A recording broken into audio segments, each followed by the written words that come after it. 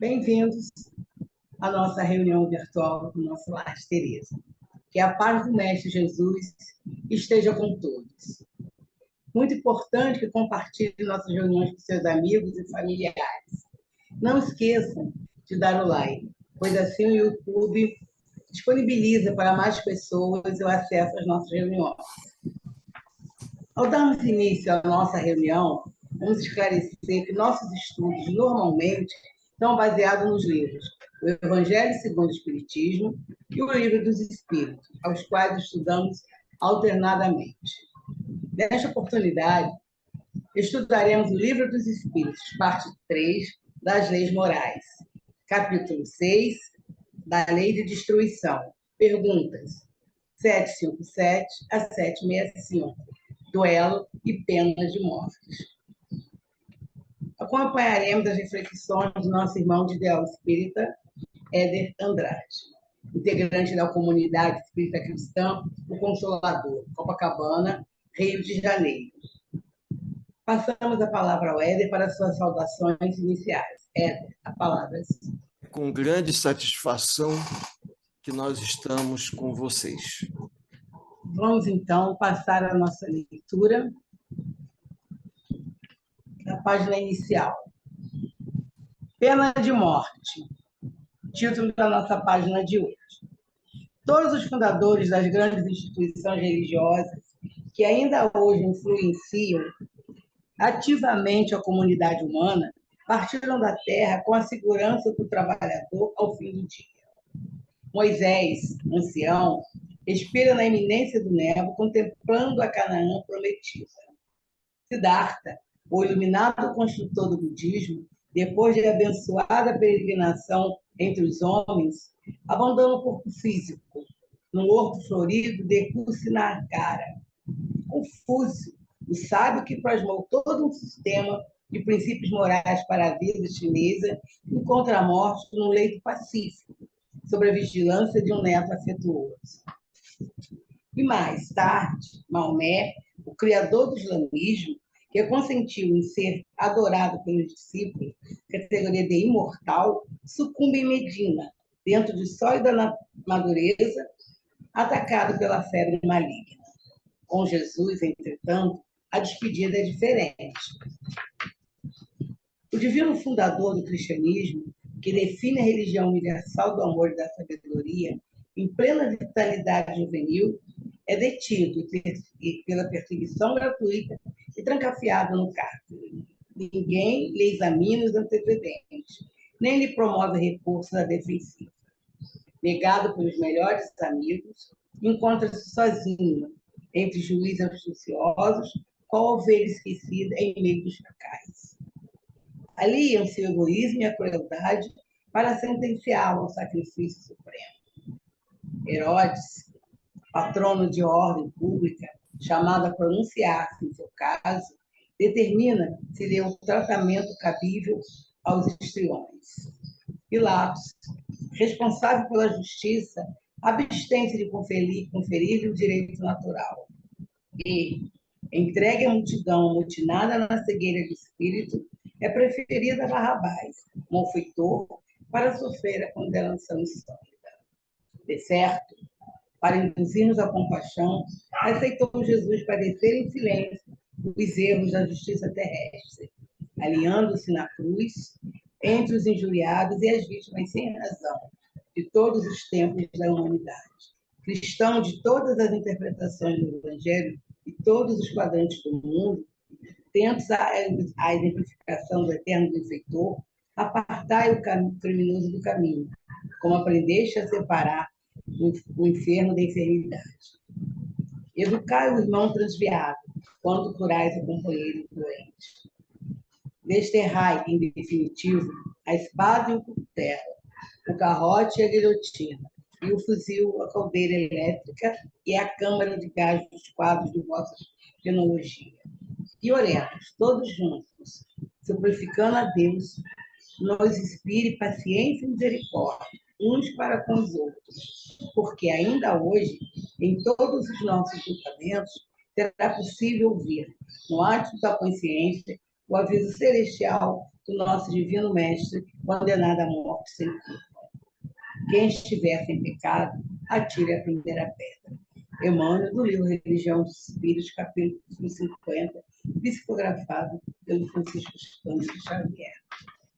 E assim, após esta bela página, vamos fazer a nossa oração, pedindo permissão a Deus, para que possamos aprender através dos ensinamentos que nos são trazidos por esses amorosos benfeitores, que possamos entender, estudar, compreender, aprender e vivenciar esses ensinamentos. E assim, em nome dos trabalhadores de Lar de Teresa, responsáveis pelo trabalho nesta hora, dos benfeitores, pedimos a permissão para dar início a mais uma reunião virtual desta hora. Que assim possa ser, graças a Deus. Éder, amigos, é uma grande satisfação estar junto a vocês, mais uma vez. Hoje nós vamos falar sobre duelo e pena de morte, na visão espírita. É interessante que qualquer atitude que vá contra as leis morais da vida, ela acaba se desdobrando em graves consequências para todos nós. Independente da cultura, independente das tradições. Falando inicialmente sobre o duelo. Era uma prática muito comum desde a Idade Antiga, Idade Média, aonde um homem desafiava outro para, num conflito pessoal, defender a honra da família, defender a honra de uma donzela, ou até lavar com sangue a honra da família. Nenhuma dessas atitudes se justifica diante das leis morais da vida. Até porque existem contradições que podem pegar o indivíduo de surpresa. Vamos pegar uma situação hipotética, típica da idade moderna, quando as armas de duelo foram desenvolvidas. Podemos ver nos museus caixas com pistolas feitas especialmente para duelos entre o desafiante e o desafiado se defenderem. Existem situações que chegam a ser até tragicômicas, aonde o desafiante mata o desafiado, aonde o desafiante é morto pelo desafiado e aonde ambos morrem porque ambos acertaram um ao outro de forma fatal. Em nenhuma situação dessa nós podemos dizer que justifica a atitude do duelo. E o mais curioso é que muitos que morreram num duelo, desencarnaram num duelo, chegam no plano espiritual clamando por justiça, como se tivessem sido assassinados. E, na verdade, cometeram suicídio, pois acabaram se expondo a uma situação de risco grave, que não tinham condições de se defender. Mas aí nós poderíamos levantar a seguinte questão. Mas o desafiado, ele poderia não aceitar o desafio, poderia, até por receio de cometer uma imprudência. Mas isso nem sempre acontecia por conta da vaidade, por conta do orgulho. Então, ao longo da história, nós tivemos muitos tipos de duelo, em esgrimas, em lutas corporais, em casos de uso de arma de fogo, que foi muito comum, as pessoas tinham até padrinhos para o duelo, testemunhas que poderiam confirmar que aquele duelo foi uma coisa, para a visão dos homens, legítima. Eu estava vendo um filme outro dia contando a história do Japão, aonde dois homens, quando um desafiava o outro em duelo, firmavam um documento de desafio. Documento esse aceito pela autoridade local, que concordava em que o desafiante pudesse levar a luta ao desafiado, independente do resultado. E se o desafiado vencesse o duelo, ele não seria condenado nem culpado. Diante das leis morais da vida, a gente às vezes se surpreende. Estava vendo na televisão um filme chamado The Chosen, Os Escolhidos, que muitas pessoas estão acompanhando, uma trajetória da vida do Cristo num outro ângulo. Interessante, porque mostra as pessoas de uma maneira mais próxima. Os apóstolos, as pessoas daquela época eram cidadãos comuns, não eram pessoas especiais. E o Cristo, muitas das vezes, faz colocações óbvias, que até para nós hoje, 2000 anos depois, são óbvias, mas que nós conhecemos as leis morais, mas nós não compreendemos a extensão e a grandeza dessas leis. Por isso que cometemos erros, cometemos equívocos. Ainda estamos na lei de Talião, olho por olho, dente por dente. E, com isso, acabamos nos comprometendo quando solicitamos um tipo de justiça que, nos bastidores, está para mais vingança do que para justiça. E, dessa forma, existe um problema grave, porque surge um looping de comprometimentos, onde, num toma lá da cá, acabamos nos comprometendo com o nosso desafeto e ele conosco. Nós não rompemos o comprometimento, porque o orgulho e a vaidade acabam falando mais alto e nós, infelizmente, não declinamos a convites a um desafio, a uma contenda por vaidade. E, dessa forma, o duelo não resolve o problema. As pessoas acabam usando como desculpa a questão da honra familiar, da honra pessoal. Só que, desde a antiguidade, as pessoas queriam ter razão e não estar em paz com elas mesmas. Porque quando o indivíduo desafia o outro por uma coisa fútil, acaba sendo morto pelo desafiado, não pelo desafiador. E chega no plano espiritual, reclamando que foi assassinado, e aí os benfeitores espirituais elucidam, como elucidaram André Luiz, quando André Luiz disse que ele era o médico, que detinha muito conhecimento, que ele não podia ser tratado daquela forma. Ele não podia ser acusado de um suicídio indireto.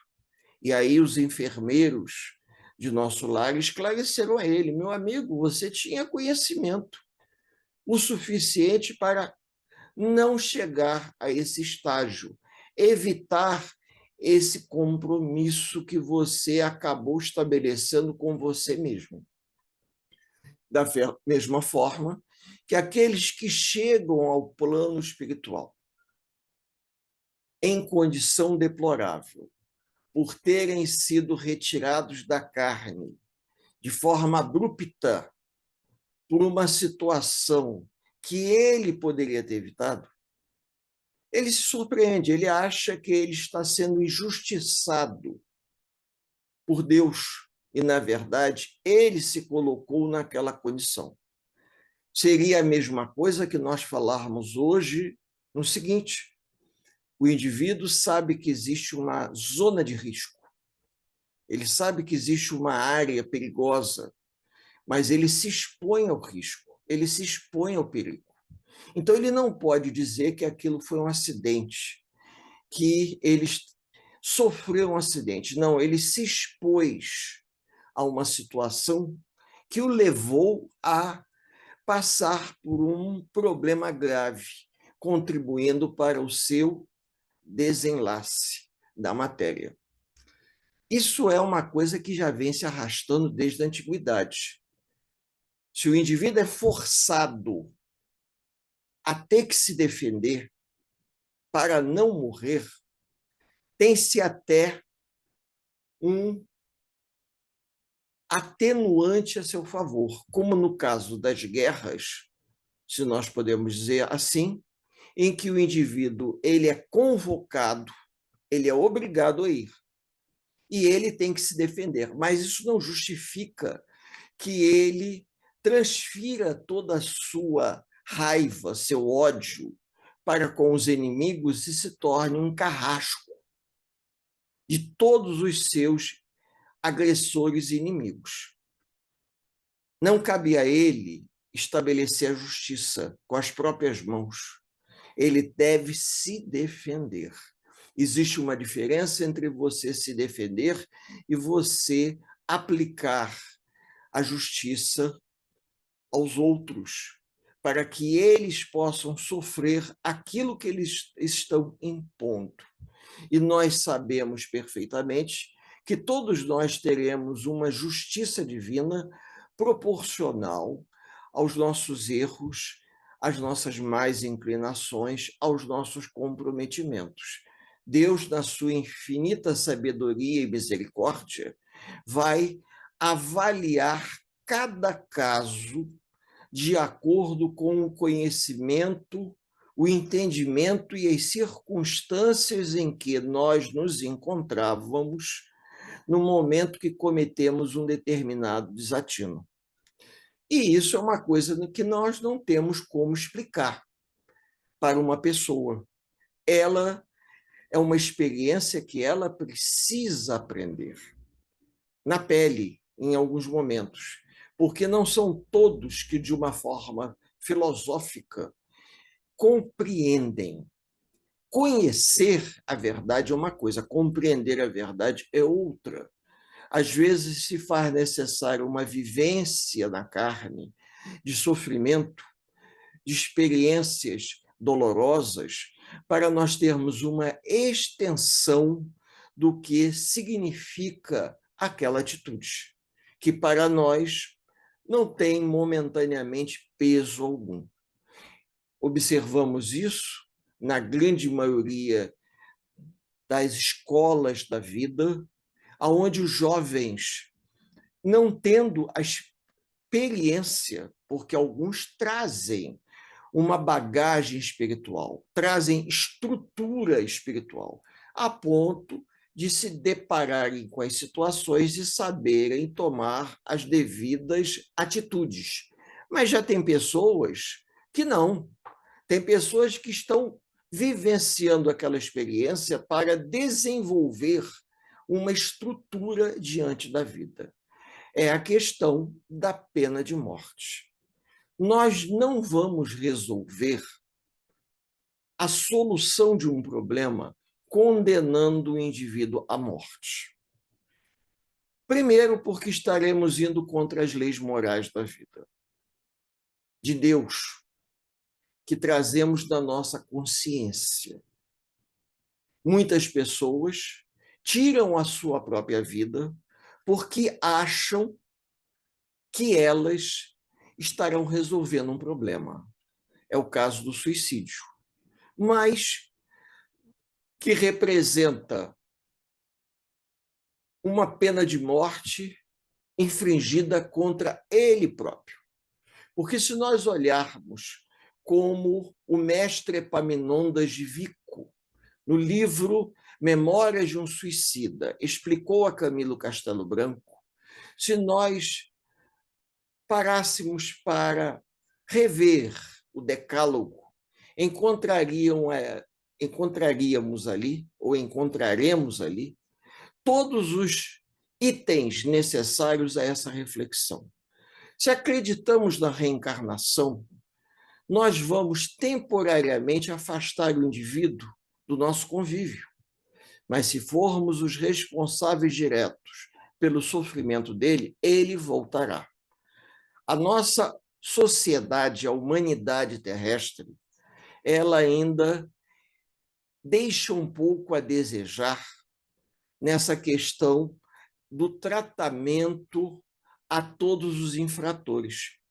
Na época antes da Revolução Francesa, na época que o iluminismo se propagou pela Europa, pela França e pelo continente, chegando às Américas, os iluministas diziam que nós não deveríamos punir o infrator, mas sim reeducá-lo.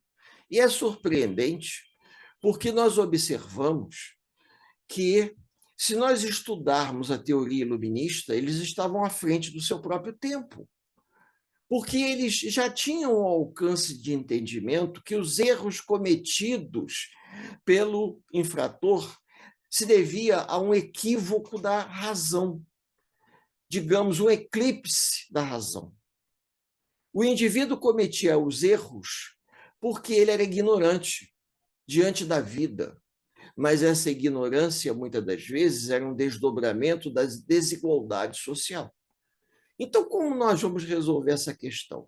Oferecendo uma sociedade mais justa, oferecendo oportunidades para que os jovens das periferias, das comunidades menos abastadas, pobres, possam ter acesso a uma escolaridade, possam ter acesso a um estudo e uma vida digna.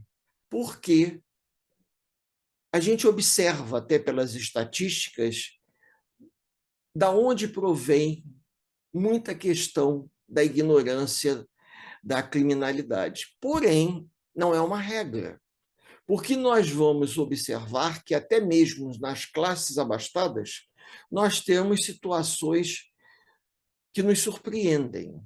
Por quê? Porque o conhecimento intelectual, ele não modifica a nossa maneira de ser de uma hora para outra. A evolução moral, ela não acompanha a evolução intelectual. A prova é que o homem evolui moralmente num ritmo e intelectualmente em outro.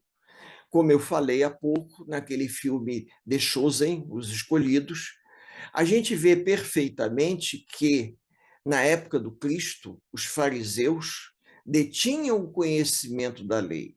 Eram uma classe privilegiada, porém, não eram todos que eram homens elevados moralmente. Como hoje, nós observamos que a cultura, ela não é um sinônimo de evolução moral.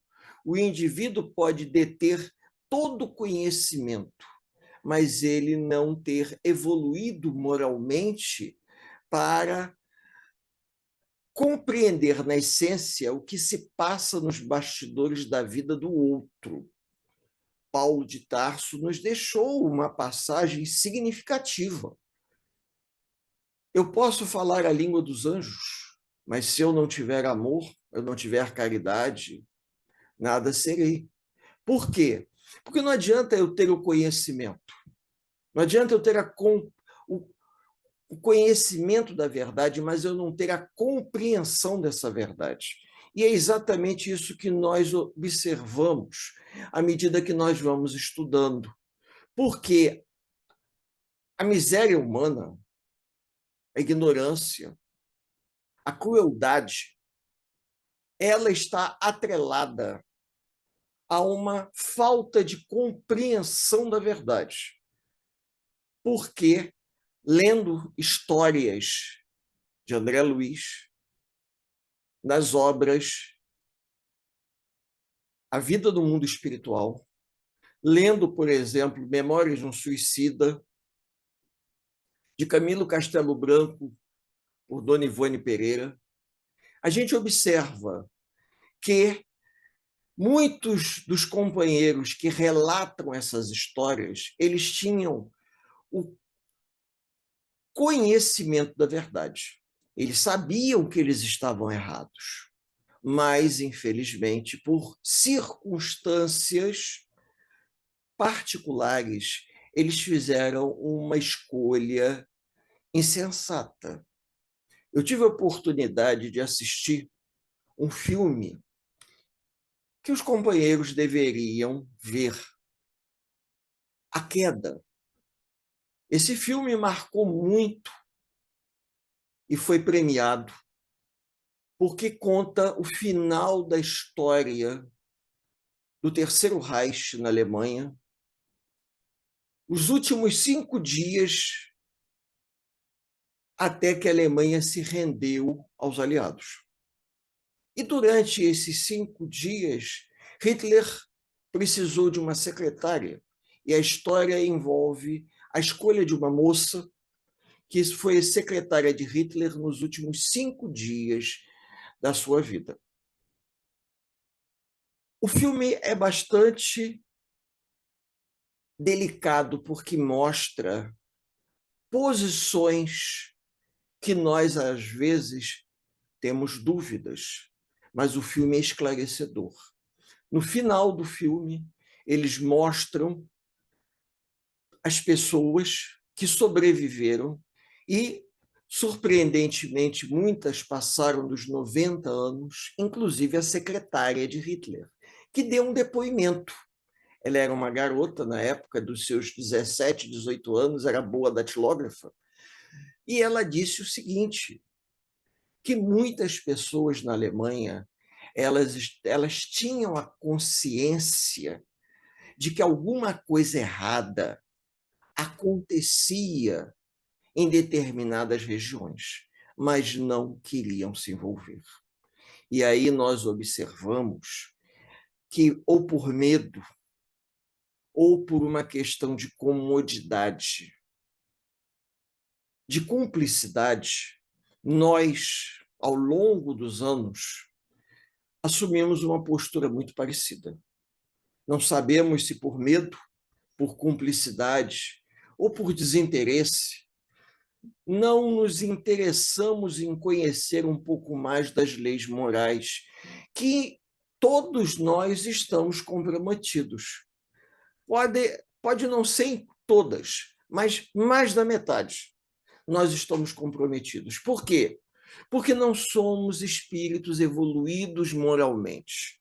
E pelo fato de não termos essa evolução moral, nós também não temos uma estrutura interna que nos permita lançar um olhar na sociedade que nós nos encontramos, de forma a ver o outro como um irmão no processo de evolução. Como interceder em favor do outro para poder facilitar a sua caminhada. É que nem aquela história, farinha pouca, o meu pirão primeiro. Eu acabo me tornando um indivíduo egoísta numa sociedade doente, sejamos sinceros, aonde sabemos, mas não praticamos. Tomamos determinadas posturas pessoais diante dessas situações, aonde raros são aqueles que intercedem pelos outros, como, por exemplo, uma justiça que interceda pelo criminoso, tentando estabelecer uma pena que possa reabilitá-lo e não eliminá-lo.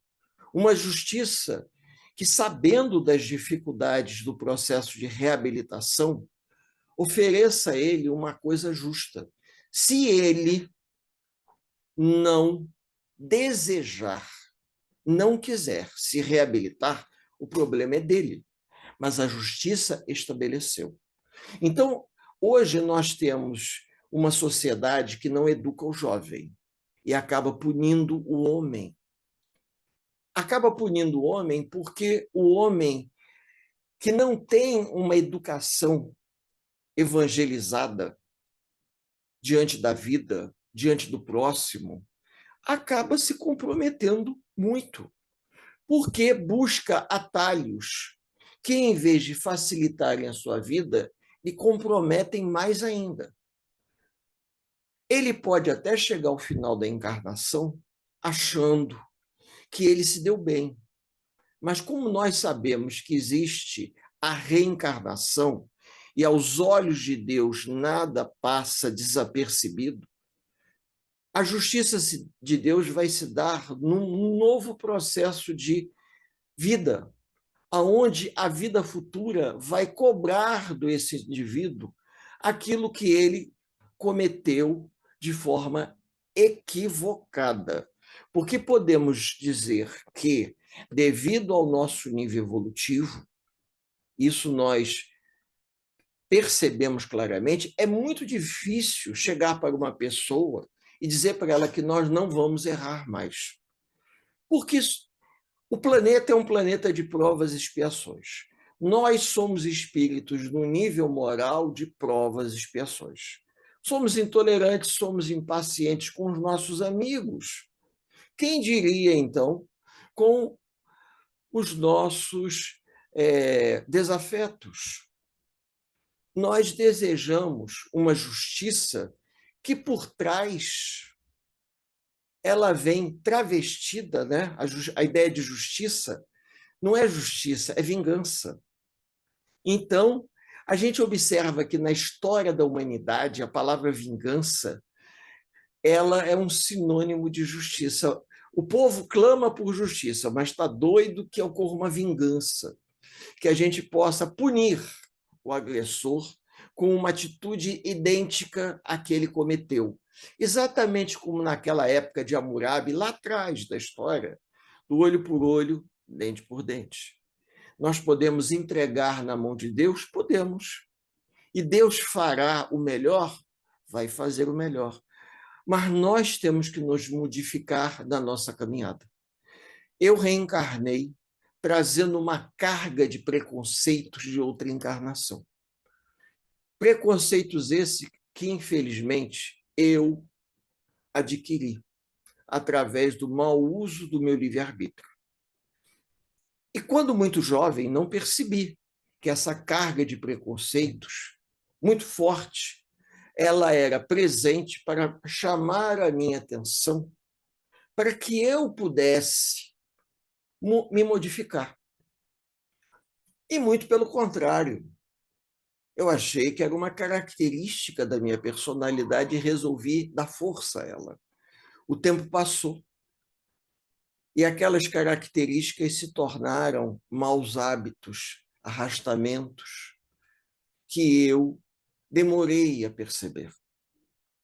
Na convivência com a doutrina espírita, eu comecei a notar que, embora adquirindo conhecimento da doutrina, ouvindo as palestras, conversando com companheiros palestrantes, eu pude notar que eu estava sendo contraditório. E muito contraditório, porque eu estava falando uma coisa, estava estudando outra, tentando professar outra, mas vivendo no meu mundo pessoal e particular coisas não muito cristãs. Eu precisava modificar a minha casa mental. Eu precisava desejar ao meu semelhante paz interior. Eu não posso ficar da arquibancada do Coliseu como há 2000 anos atrás, torcendo para que o gladiador mate o cristão, para o deleite da plateia, ou que o imperador mande o gladiador matar o outro numa contenda, como se fazia para a distração do povo, quando a política do pão e do circo distraíam a população. A distribuição de pão e o espetáculo nos levava à distração das grandes questões sociais. Nós estamos aqui hoje tentando nos modificar, tentando deixar o homem velho para trás. E não é uma tarefa muito fácil, porque muitos de nós que estamos aqui hoje, na Casa Espírita, estivemos ou nas arquibancadas dos coliseus, ou nas arenas, ou como um torcedor romano, presenciando e se distraindo com aquela carnificina dos circos máximos, ou nas arenas, tentando nos defender das agressões dos gladiadores e do ataque das feras. Isso tudo não nos ensinou o suficiente.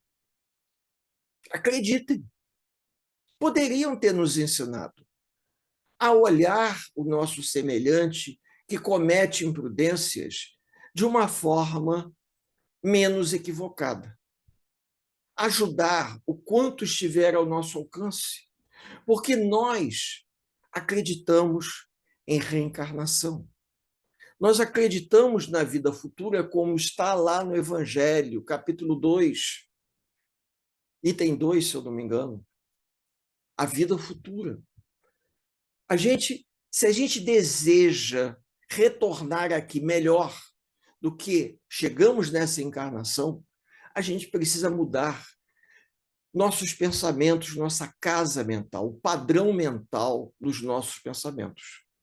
Eu não posso achar que um duelo é justo, por mais que eu goste de filme de cowboy e assista aqueles filmes antigos de cowboy à italiana, como se dizia, O Dólar Furado, filmes que deleitaram, distraíam as multidões nos cinemas. A gente não pode considerar aquilo uma coisa justa, uma coisa sã. Da mesma forma que as penas de morte que foram colocadas para vários delinquentes ao longo da história do homem não resolveu o problema.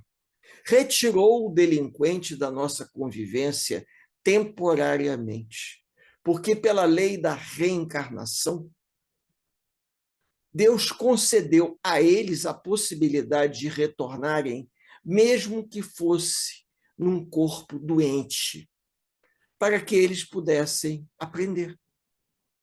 E nós, reencontrando com eles, ajudá-los. Às vezes a situação é tão complicada que não há condições de conviver com esse delinquente, porque ele se encontra num grau de desequilíbrio muito grande. Esses casos, em particular, devem ser tratados à parte. Mas muitas pessoas poderiam, como o Dr. Bezerra de Menezes disse, serem libertadas das prisões, porque os processos de obsessão levam indivíduos a cometer verdadeiros desatinos.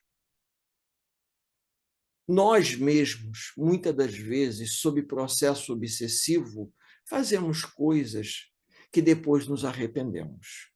Mas se buscássemos a evangelização, o estudo, a leitura, a prece, cada um no seu tempo, fazendo aquilo que está ao seu alcance, poderíamos produzir uma melhora significativa em nossas vidas.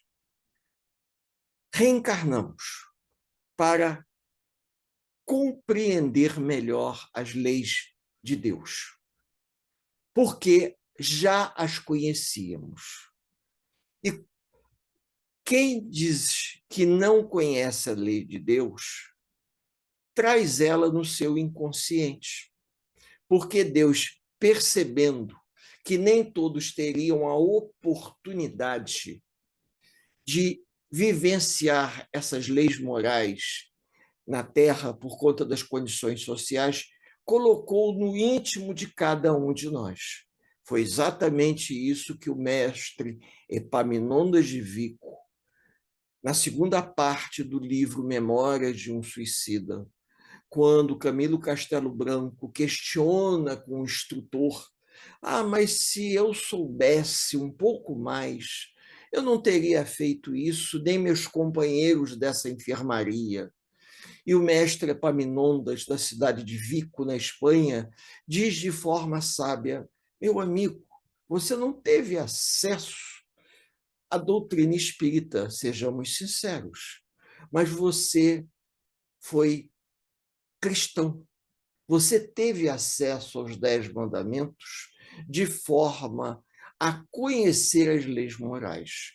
Então, nós não podemos dizer que você não tinha o entendimento que o ato que você iria cometer era um ato grave diante de Deus. Porque eu posso, muitas das vezes, por ignorância, cometer atitudes erradas, como em plena Idade Média, muitas pessoas que eram condenadas à fogueira pela Inquisição presenciavam que pessoas que estavam ali assistindo aquele espetáculo dantesco, por alguma razão, talvez de ignorância, apanhavam um graveto e jogavam na fogueira para alimentar as chamas de um indivíduo que estava sendo condenado à morte, que nem sequer o conheciam. Então, nós podemos dizer que, por ignorância, por desconhecimento da verdade, muitas pessoas ficaram da arquibancada da vida torcendo pela morte do outro.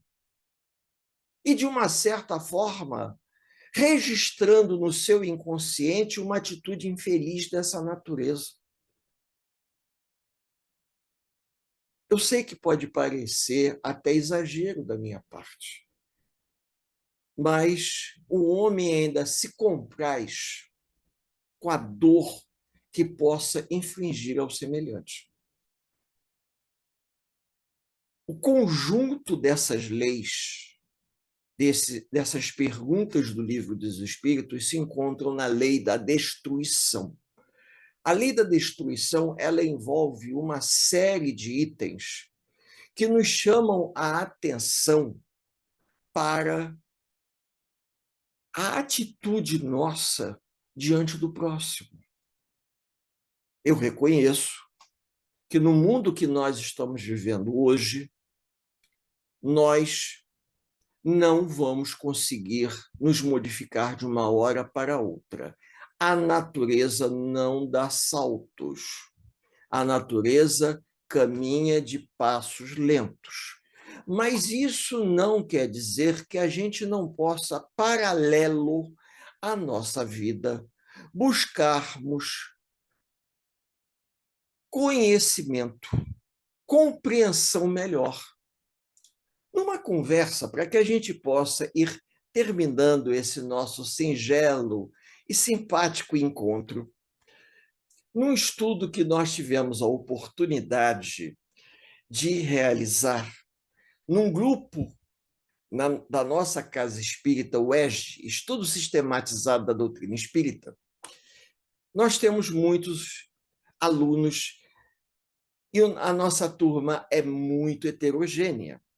Então, a gente tem as perguntas mais assim heterogêneas possíveis, aonde alguns alunos do grupo, na verdade, todos nós somos alunos, eu também sou, perguntam uns aos outros coisas que às vezes até nos surpreendem. Ah, mas eu sou uma pessoa, por exemplo, eu escuto muito isso. Olha, eu estou aqui estudando, mas eu não sei se eu vou conseguir aprender. E nós tivemos a oportunidade de ouvir uma coisa muito interessante de um monitor. Olha, se a gente desiste ao longo da caminhada, a gente nunca vai saber se nós vamos conseguir nos modificar. E eu tive a oportunidade de acrescentar algo que eu achei bastante oportuno, provavelmente foi uma intuição.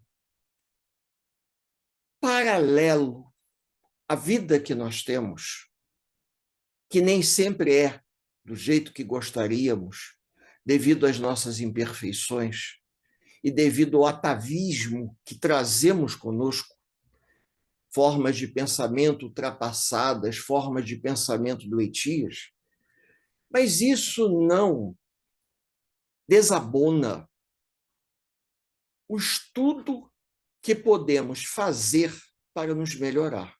Paralelo. É que nem aquele aluno que diz o seguinte: olha, eu não sou muito bom em matemática. Ciências exatas, eu tenho muita dificuldade, mas eu gosto muito de ciências humanas. Então, eu vou fazer o que eu posso nas ciências exatas, mas eu vou me dedicar às ciências humanas. Aí, o indivíduo nunca vai ser um matemático, mas ele pode se tornar um historiador, um geógrafo, um biólogo. Por quê? Porque ele reconheceu a sua limitação num determinado setor da vida dele, mas, ao mesmo tempo, ele acabou se dedicando para contrabalançar no seu mundo íntimo um conhecimento que o ajude a conviver com as suas dificuldades. A nossa singela sugestão é que os amigos leiam, participem, estudem para poderem se melhorar. Que possamos sair dessa encarnação melhores do que a que chegamos, tentando superar nossas dificuldades, nossos limites, de acordo com as nossas possibilidades e com a ajuda do mundo espiritual. Me resta agradecer aos amigos por esse encontro simpático, passar a palavra para a nossa companheira Jupira, que nos recebeu de braços abertos, para que ela possa dar continuidade e o encerramento desse estudo, desse bate-papo amigo, nesse nosso encontro para o Lar de Teresa. Que assim seja. Nossos agradecimentos ao nosso irmão de Ideal Éder pela disponibilidade carinhosa, atendendo mais uma vez o nosso convite e brindando-nos com a disposição consistente e esclarecedora. Agradecemos também a todos que nos honram com a sua atenção. Você gostou? Então deixe seu like, compartilha. Assim o YouTube vai poder disponibilizar esse estudo para mais pessoas. E renovamos o nosso convite para que estejamos juntos na próxima segunda-feira, às 19 horas, quando prosseguiremos com os nossos estudos. Vamos à nossa prece de encerramento. Agradecemos a Jesus, aos trabalhadores e benfeitores do Lar de Teresa, por esta oportunidade de aprendizado, que possamos vivenciar esses ensinamentos, que Ele nos fortaleça para que possamos nos entender bem, né, para poder vivenciar, para podermos ser exemplos em nossos lares, em nossos amigos, para que possamos levar nas nossas atitudes a mensagem de Jesus. É bem difícil, mas conseguiremos. E assim, em nome dos nossos anjos guardiões, dos espíritos responsáveis pelo trabalho desta hora, agradecemos esta oportunidade, pedimos que fique conosco, Senhor, que traga a sua paz para que possamos continuar nas leiras dos estudos. Desejamos a todos muita paz. Que assim possa ser, graças a Deus.